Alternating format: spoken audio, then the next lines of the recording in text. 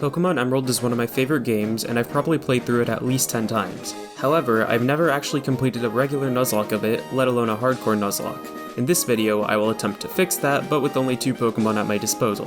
Quick refresher on the hardcore rules. No items in battle, no leveling up past the upcoming gym leader's highest level Pokémon, and set mode is required.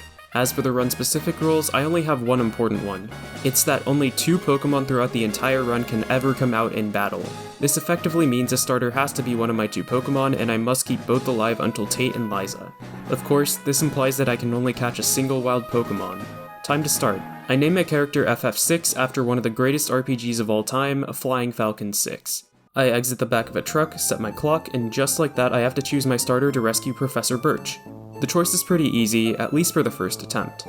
The Torchic line is weak to 4 gym leaders, the Trico line is weak to 2, the Mudkip line, however, is strong or neutral until all 8 gym leaders. I choose Mudkip, and it KOs the enemy Zigzagoon with a few tackles. I name it Baja Blast. I zoom through Route 101 and Oldale Town, then head to Route 103 to fight May. Just 2 tackles are enough to take Trico out. Granted, Mudkip is 3 levels higher. I rush back to the lab to receive the Pokédex and 5 Pokeballs. My encounter on Route 101 is a Wurmple, which is definitely not good enough, so I skip it.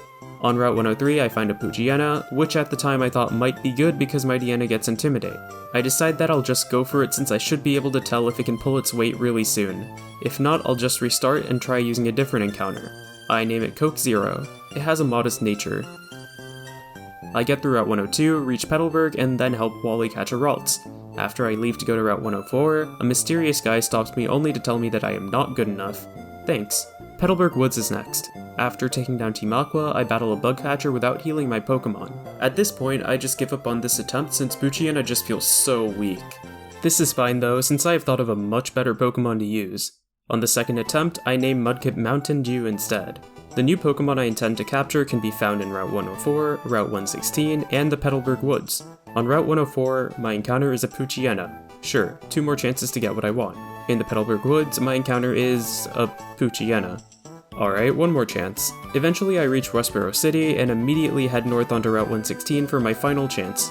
My encounter is a Poochyena. This is Coke Zero's revenge for letting it faint, I guess. I continued the run, but ended up wiping the Brawly. New run. I upgrade my name to FF7 and name Mudkip Sprite. No caffeinated drinks this time. On Route 104, I finally encounter the Pokemon that I've been looking for. It's my mascot. Kind of. Tailo. I name it 7-Up, and everything looks good so far. After leveling up a bit, I battle Roxanne in Rustboro. Her first Pokemon, Geodude, falls to Water Gun. Her second Pokemon, Geodude, falls to Water Gun. Her third Pokemon, Nosepass, only takes 40% from Water Gun. It goes for Rock Tomb and misses. I Mudslap instead the following turn to stop her from using a potion, but Nosepass has an Oran Berry. It fires back with a 60% accurate Rock Tomb. In retrospect, it doesn't matter if she used a potion, using Water Gun was just better in general. Nosepass uses Harden for some reason, allowing Mudkip to freely Water Gun. Roxanne uses a potion on each of the following 2 turns, and Water Gun finishes off Nosepass after that. Unfortunately, Mudkip hits level 17 because I leveled it up way too close to the level cap before battling Roxanne. This is costly, as Marshtomp would have gotten Mudshot if Mudkip had evolved at level 16. This doesn't bode well for the 3rd or 4th gym leaders. I go and save the Devon Corporation's goods and Mr. Briney's Pico from Team Aqua, then head back to Route 104 to take a ride to Dewford. On the way, there's an optional battle with May. Tailo needs 2 wing attacks to KO Wingull. Trico goes down to a wing attack and a quick attack. Mr. Briney ferries me to Dewford and stops the boat so that I can take a phone call. I don't know why he needs to stop, I'm the one taking the phone call. In Dewford Town, I battle the next gym leader, Brawly. Brawly sends out Machop as I send out Tailo. 1 wing attack KOs Machop, Meditite, and Makuhita. Before going back to Slateport, I catch a Zigzagoon on Route 103 to use HMs because I don't really want to play a run using a Swampert with 4 HM moves. Zigzagoon is never coming into a battle though. I give a letter to Steven in Granite Cave and then head over to Slateport. I drive Team Aqua out of the Oceanic Museum and am greeted by Scott again. On Route 110, Tailo evolves into Swellow. The most infamous May battle is next. My Pokemon are at higher levels than hers, so this isn't difficult. Wing attack 1 it KOs Wingull, Slugma, and Grovyle. Swellow is a beast. When I reach Marble City, I find this one oddly placed tile. This one tile is part of Route 110 for some reason, so head over here if you're tired of listening to Marble City music. I destroy Wally without taking any damage, and guess who shows up? Watson's gonna be irritating to defeat because Marshtomp didn't learn Mudshot. Both of my Pokemon are holding an Oran Berry for this battle. Watson's first Pokemon is Voltorb, and I lead Swellow because I don't want to take any damage with Marshtomp before fighting Electric, Magneton, and Manectric. Swellow uses Quick Attack and then gets paralyzed by Voltorb's Spark. The Oran Berry brings me out of range of another Spark. Swellow gets fully paralyzed the following turn, and Voltorb self-destructs. Fortunately, Swellow tanks it with just 1 HP remaining, so this run is still alive. Electric comes out, so I switch into Marshtomp, taking a bit of damage from Quick Attack in the process. I have Marshtomp use Mud Slap, which deals about 70% to Electric even with its astoundingly bad 20 base power. Electric goes down after landing a Howl boosted Quick Attack. Magneton comes in and takes over 50% from a Mud Slap, then misses Sonic Boom due to the accuracy drop. Watson's last Pokemon is Manectric. It sets up a Howl and takes about 30% from Mud Slap. Manectric activates the Oran Berry with Quick Attack, but after another Mud Slap, Quick Attack's accuracy is just 60%.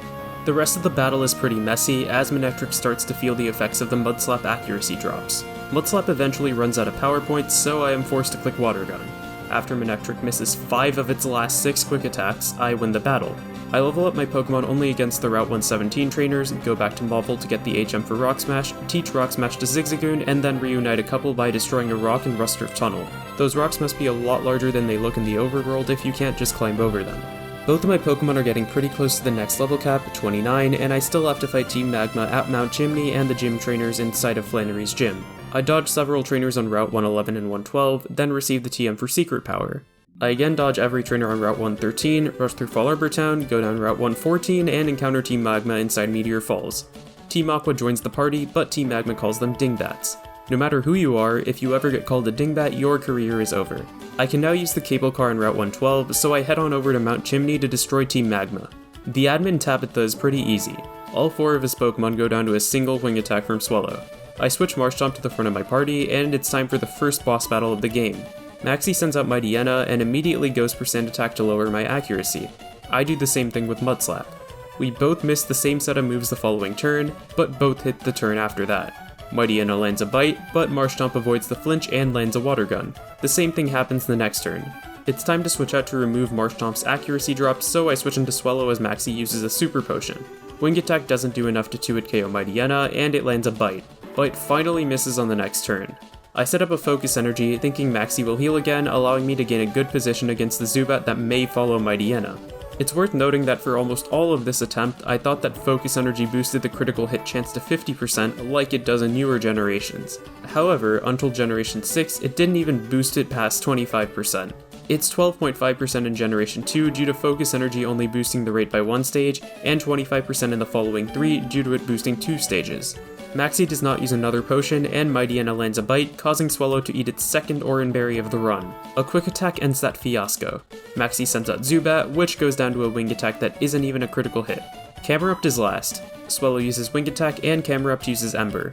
So what's wrong with this turn?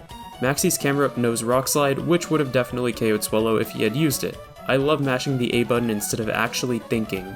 Marshtomp finishes Camerupt off with Water Gun. I exit Jagged Pass with one of my Pokemon already at the level cap and another a level below. In Lobberidge Town, I take on Flannery's gym. Fortunately, there are only 2 mandatory trainers inside this gym, which you can choose to take on either individually or in a double battle. They both only have 1 Pokemon each as well. Before fighting Flannery, I teach Swellow Secret Power even though I don't plan on bringing it out for this fight. I also teach Marshtomp Rock Tomb. Flannery's first Pokemon is Numel and it faints to a single Water Gun. Her next Pokemon is Slugma. Water Gun doesn't 1-hit KO it and it gets up a light screen. I miss Mudshot so badly. Camerupt takes less than 50% from Water Gun through light screen and uses Attract. Marshtomp breaks through and forces Flannery to use her Hyper Potion the following turn. I decide to switch into Swellow and back out to Marshtomp to reset the Attract, but Marshtomp takes a solid chunk of damage from Overheat on the way back in. Camerupt falls to Water Gun. Last is Torkoal. Water Gun gets a critical hit, bringing it down to about 20%. Body Slam brings Marshtomp into Torrent range anyways, so I don't think that crit mattered. Torkoal falls to another Water Gun and I win the battle. So something that's really irritating is that the level caps for the 4th, 5th, and 6th gym leaders in Emerald are 29, 31, and 33 respectively, only 2 levels apart. Staying under these caps has been and is going to be really difficult due to the fact that I can only separate my EXP between 2 total Pokemon rather than 6. Marshtomp is already level 30 after this fight, just 1 lower than the next cap. In preparation for Norman, I head back to Fall Arbor Town and enter the Fossil Maniac's house. His little brother gives me the TM for Dig. Assuming I can take a hit from Norman's Slaking, this move should guarantee that Marshtomp will win that matchup. I pick up the EXP share from Steven's dad in Rustboro City, clear out Petalburg Gym, and now I'm ready to battle Norman. I give Marshtomp a Lepa Berry in case Dig runs out of power points. I use a PP up on the move as well. Norman sends out a Spinda as I send out Swallow. As I said before, I did not initially know how Focus Energy worked in this generation, and believed that it would make the chance to get a critical hit 50% instead of the correct 25%. Because of this slip up, I clicked Focus Energy, thinking that I will gain more from it in the long run since crits deal 2 times the damage. Spinda uses Teeter Dance to confuse Swallow. It hits itself in confusion of course, and then Spinda uses Teeter Dance again for some reason. The following turn, Swallow breaks through and lands a critical hit with Secret Power, knocking Spinda out. Norman sends out Vigoroth. Swallow hits itself in confusion and then takes a Facade, leaving it with just 29 HP. The next turn, it breaks through and lands another critical hit Secret Power, leaving Vigoroth with just a tiny bit of HP. Unfortunately, Vigoroth's own critical hit knocks Swallow out. I can't fight Tayden Liza with just one Pokemon, so the run ends here.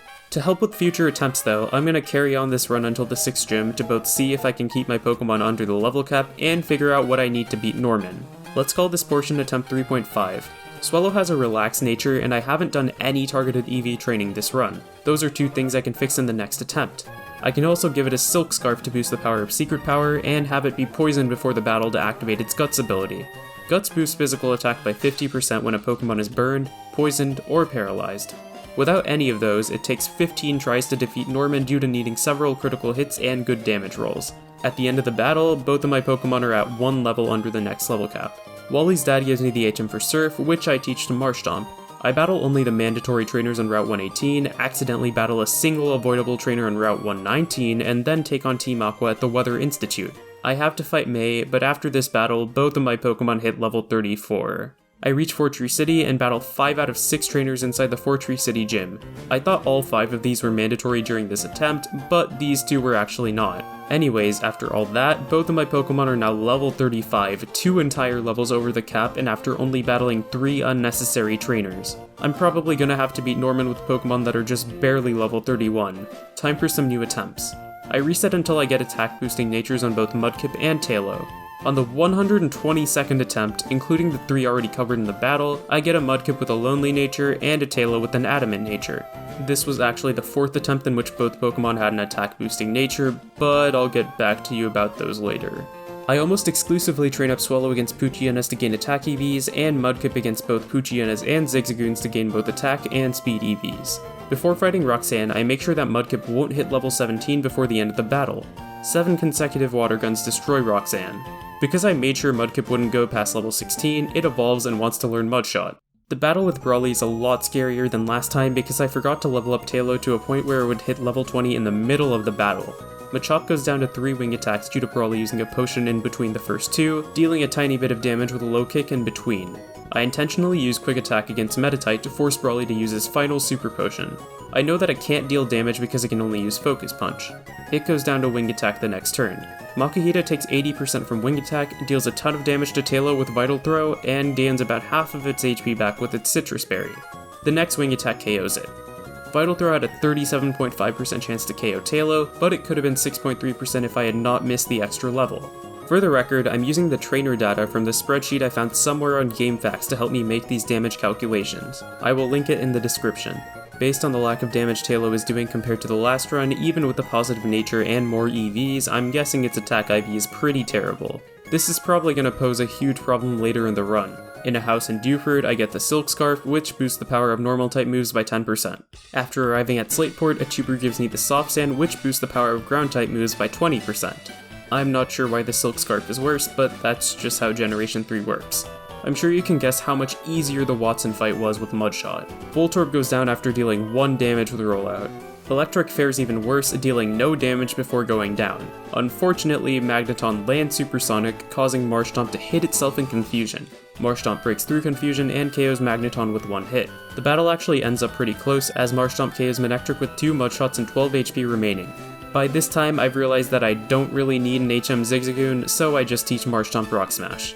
Unlike during a previous run, I actually switched Swallow into Marshtomp against Camerupt. Water Gun eventually takes it out. Before fighting Flannery, I give Marshtomp the Soft Sand to boost Mudshot. Mudshot KOs Nummel and Slugma. Camerupt goes down to 2 Water Guns. A Water Gun and 2 Mudshots KO Torkoal. Before fighting Norman, I think about how to get Tailo Poison to activate Guts. On Route 117, level 14 Oddishes know the move Poison Powder. When I encounter one, I switch into Swellow and get poisoned on the first turn. If it didn't use that, I would have just spammed Focus Energy. I level up Swellow to 30 against low-level Poochyenas to leave room for the gym trainers as well. I honestly should have done this before getting poisoned, as this causes Swellow to run out of power points pretty quickly. So after healing, I get poisoned again. There's only about a 60% chance that I defeat Norman. Swellow's attack stat is at the unfortunate point where it just never KOs Vigoroth with Secret Power, while KOing Lanoon just 56.3% of the time. This is happening with an Adamant Nature, a Guts boost, a Silk Scarf, about 150 attack EVs, and a 10% attack badge boost from the Rock Gym. Anyways, considering how poison damage stacks up, I have to KO both Lanoon and Vigoroth within 3 turns. The most likely victory outcome is 2-hit KOing Vigoroth and 1-hit KOing Lanoon through the 56% damage roll. There is also the possibility that I get a critical hit against Vigoroth. In both of these scenarios, neither Swellow nor Marshtomp are allowed to take a critical hit. One thing worth mentioning is that all of Norman's Pokemon know Facade. Facade is a 70 base power move that doubles to 140 when the user is burned, poisoned, or paralyzed. It's time to put all this to the test. Secret Power takes out Spinda. Yes, there was a critical hit, but it didn't matter. I want to use Quick Attack first instead of Secret Power against Vigoroth because I don't want it to get paralyzed, break through, and nearly KO me with the double power Facade. Quick Attack KOs Vigoroth with a critical hit, which allows me to play safer for the rest of the battle. I don't have to go for the roll and risk taking a Paralysis Facade anymore, so I use Quick Attack against Lanoon. Lanoon does use Facade, so my play was correct. Secret Power finishes Lanoon off. Slacking is last. Swellow has just 5 HP left, so I switch out into Marshtomp to finish the battle off. It takes a lot from Facade, but is basically invincible after that turn. Slacking can't touch Marshtomp on its non-truant turn since Marshtomp is underground. After all 10 digs run out because of Norman's Hyper Potions, Marshtomp eats its Lepa Berry. A few more digs KO Slacking and I defeat Norman. That's the least controllable battle of the run, so as long as I can stay under the next level cap, I am in a fantastic position. Remember those 3 other attempts I mentioned earlier in which my 2 Pokemon had good natures? All 3 of those ended at Norman, even when my chances of winning were above 50%. I get through Route 118 and 119 without battling any mandatory trainers this time, and take on Team Aqua at the Weather Institute. I give Marshtomp the EXP share to even out my levels a bit more, and eventually defeat Shelly. The scientist gifts me with a cast form, which I accidentally leave in my party for a prolonged period of time. By the time I defeat May, Marshtomp has hit the level cap and Swellow is about 100 experience points behind. However, there's only a few trainers left, so maybe this is still possible. Scott sighting.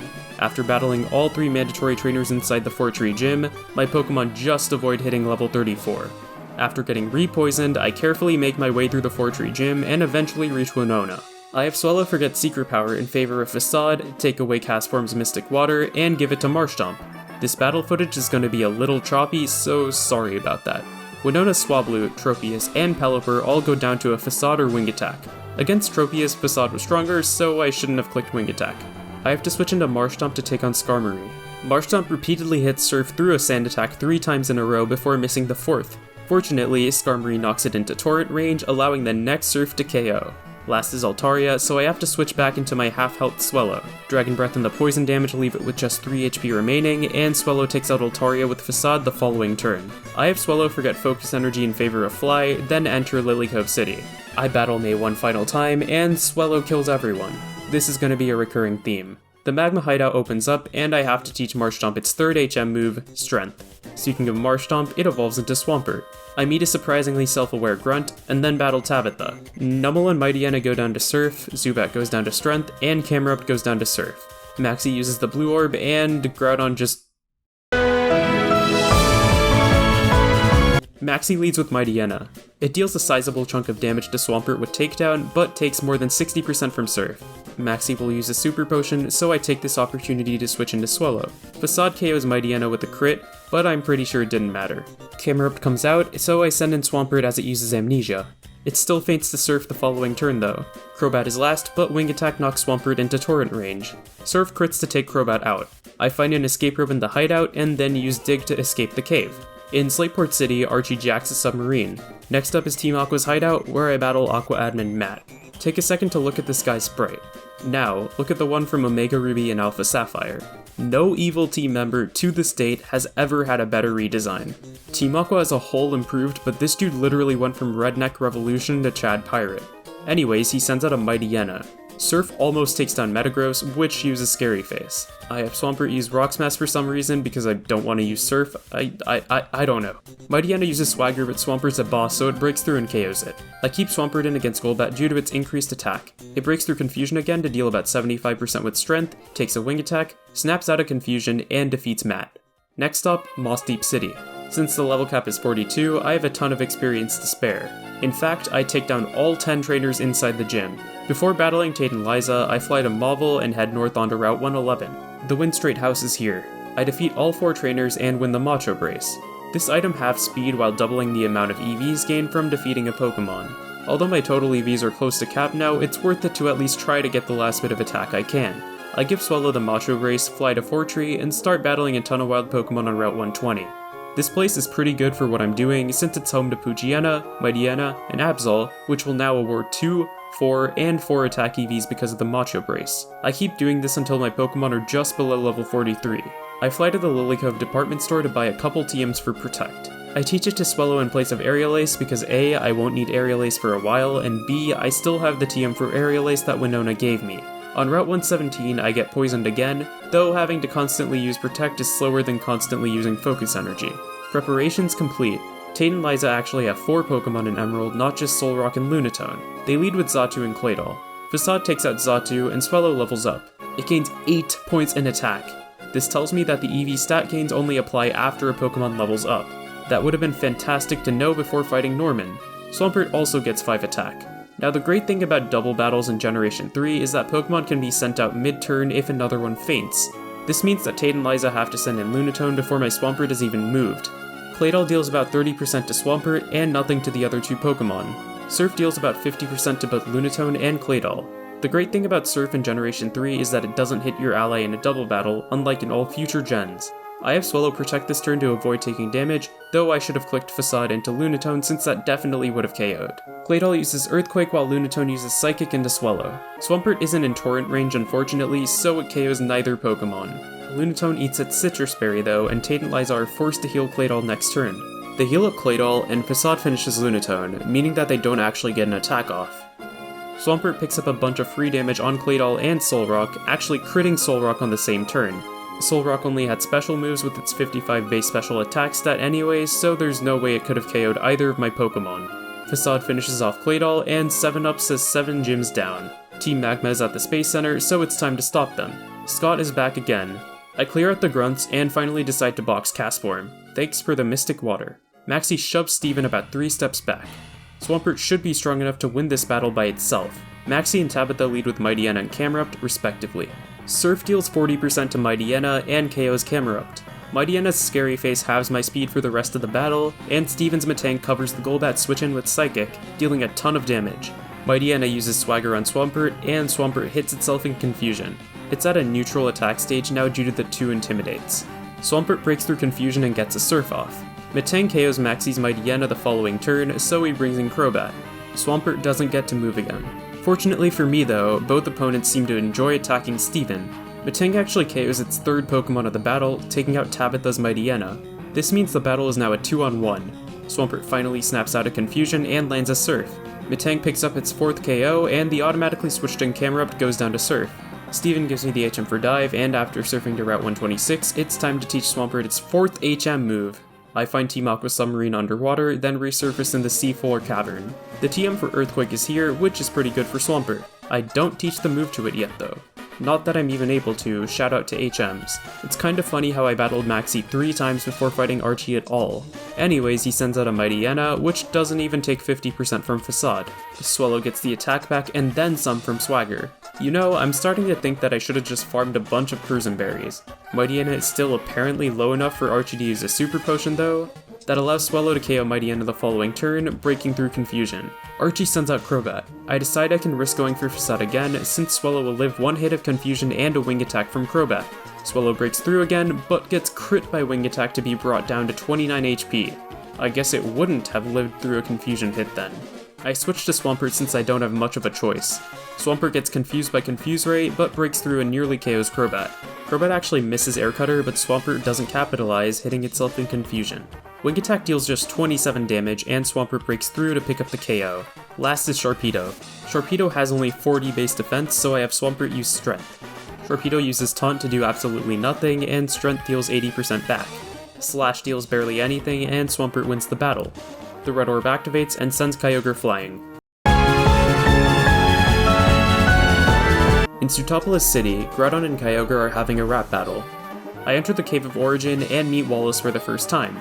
At the peak of Sky Pillar, Rayquaza sees me and knows exactly what the problem is. It wins the rap battle by simply screaming. I get the HM for Waterfall from Wallace, and after getting poisoned, enter the gym. Juan sends out a Love Disc. Facade KOs Love Disc, Celio, Kingdra with the crit that didn't matter, Whiscash, and Crawdon. I head to Lilycope City and enter the Move Deleter's house. I won't need Dive again, so I have Swampert forget it. I then teach it Waterfall. Oh hey, it's Scott again. Fun fact, his name is Scott because that's the closest name to the word stalk, which is what he does to you all game. Inside Victory Road, Wally is back with a vengeance. He sends out Altaria and I lead with Swellow. Facade isn't even enough to 2-hit KO Altaria, and Altaria gets 2 Dragon Dances up. Wally uses a full restore. Altaria just uses Safeguard for some reason and faints the next turn. I switch into Swampert to face Magneton, and there are no confusion problems here. Against Roselia, I switch back out to Swellow. Giga Drain deals nothing, and the next turn, Roselia falls to Facade. Unfortunately, Poison Point doesn't activate. Delcatty takes a lot from Facade, forcing Wally to heal. A Quick Attack and another Facade finish it off. Gardevoir gets taken out by another 2 Facades. I've said that word way too many times this run. Once I exit Victory Road, I fly back to the Move Deleter and have Swampert forget both Rock Smash and Waterfall. I fly to Slateport and surf southwest on Route 109, eventually reaching the abandoned ship. After locating the storage key, I find the TM for Ice Beam. On Route 113, I find the TM for Double Team in a pile of ash. I teach this move to Swellow for getting Protect in the process. The only purpose of this is to help it get poisoned more easily. Inside Fiery Path, there's another TM, Toxic. The last thing I do before the Elite Four is have Swampert forget Strength. Here's what my team looks like. Swellow is holding the Silk Scarf. Its attack and speed are fantastic, but the other stats are terrible. It has the moves Double Team, Facade, Fly, and Quick Attack. Unlike Swellow, Swampert has fantastic stats across the board, only lacking in speed. It only has Surf and Earthquake for now. Sydney is the weakest Elite Four member, so the battle goes how you'd expect, even through Mightyana's Intimidate. Swellow dominates. Facade 1-hit KOs Mightyena, Absol, Shiftry, and Cacturn. Crawdon has a pretty high base defense, so maybe Facade won't be enough. I switch out to Swampert, but Crawdon uses Swords Dance. Earthquake does about 95%. That would have KO'd had I given Swampert the Soft Sand. For some reason, Crawdon uses Swords Dance again though, and then Sydney heals. Surf actually 2-hit KOs Crawdon. 1 down, 4 to go. Before Phoebe, I teach Swampert a couple moves, Protect and Toxic. I also teach Swellow Aerial Ace since there's no point in having Double Team anymore. I swap out Swampert's Mystic Water for a Soft Sand and then start the Phoebe battle. Her first Dusclops always protects, so I go for Fly. I guess I could have missed, so Aerial Ace was probably better, even if I did end up hitting through a Protect.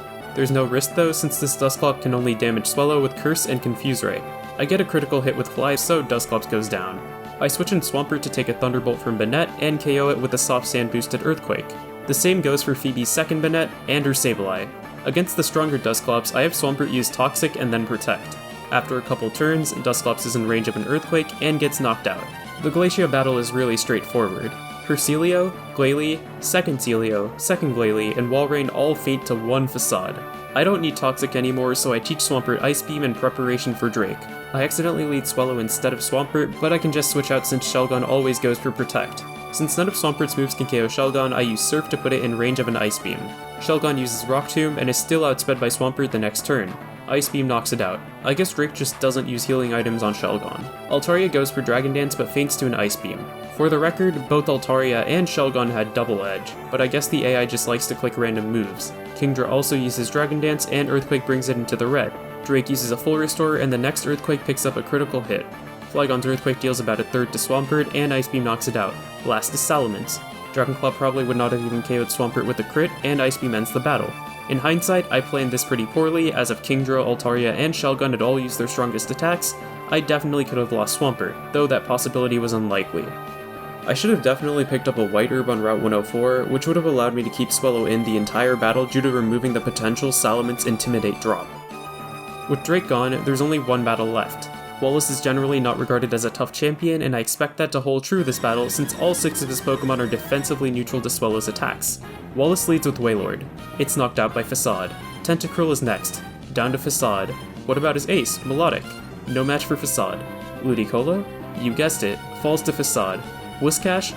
Dies to Facade. Wallace's last Pokemon is Gyarados, and because of Intimidate, it can actually live Facade.